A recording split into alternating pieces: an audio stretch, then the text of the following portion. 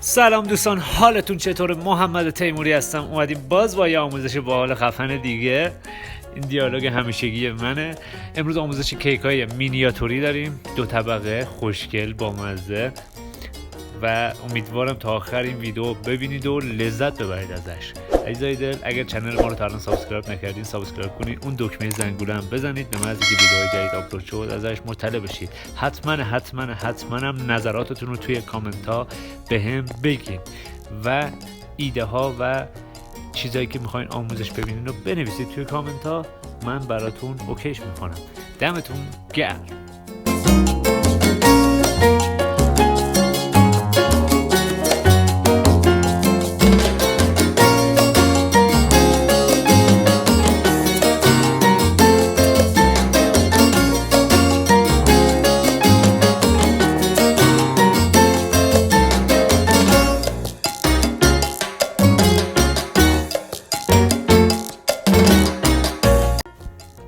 خب عزیزان، ببینید واسه کیک های فوندانت از گاناش استفاده میکنیم.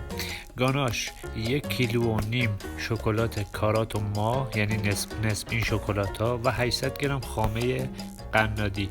خامه قنادی رو میذارید به دمای محیط میرسه، یعنی سرماش کلا بره و شکلات ها هم بنماری میکنید و بذارید گرمای شکلات هم یه خورده بیاد پایین و این دوتا رو با هم میکس میکنید. یه گاناش خوب و سرحال که حالت فرم خامه رو داره و سریع هم سفت میشه بهتون میده و برای کیک های فوندانتتون حتما از این گاناش استفاده کنید، واقعا خوبه. من این دستوریه که خودم دارم، همیشه باش کار میکنم و راضی هم هستم ازش و خیلی خوب سفت میشه و اوکیه. و برای کیک های خامه ببینید، حالا چه کیک های مینیاتوری و مینی 2 نفره یا کیک های بزرگتون، خامه هاتون رو دور کیکتون یه گاناش خیلی کوچیک، یه نازک گاناش بکشید. حالا جلوتر یه کیک های خامه رو میبینید، من گاناش کشیدم، خیلی باحال میشه.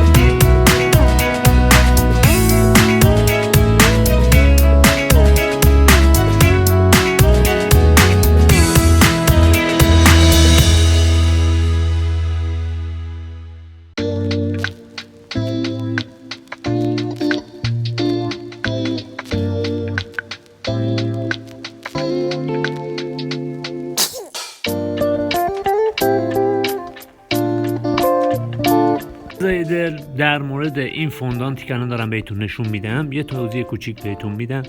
ببینید این سفیدی روی فوندانت شکلاته. من سلفون رو روی میز پهن کردم، بعد با دستم جمع کردم، یعنی از عرض و طول به هم نزدیکشون کردم، حالت چروک چروک شده. بعد یه لایه خیلی نازک، ببینید رو فوندانت هم مشخص نازکی شکلات کشیدم و با دستم اینو بازش کردم، یعنی سلفون رو باز کردم، یه کوچولو مثلا باز کردم، این ترک ها ایجاد شده. بعد فوندانت رو به صورت کمربندی همینطوری باز کردم، خیس کردم، انداختم روی فوندانت و چند دور با وردنه روش رفتم اومدم تا چسبیده به شکلاتا.